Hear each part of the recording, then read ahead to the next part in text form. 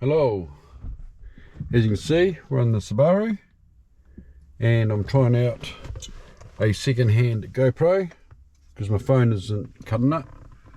As you can see, my vents are fixed. I went to pick apart and got myself another bezel. I think that was like $11 New Zealand currency, and instead of replacing the whole bezel I just pulled out the fins. This bit here on the other side, reattached them, so that there all goes now. I've also given it a bit of a clean, but it's still dirty. Let me know how the video quality is. This is just a test on 2.7K 60 FPS.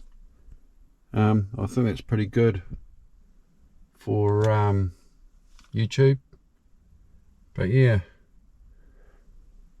So yeah, dirty smoker, junk, can, vape. But yeah, right, on to the next one.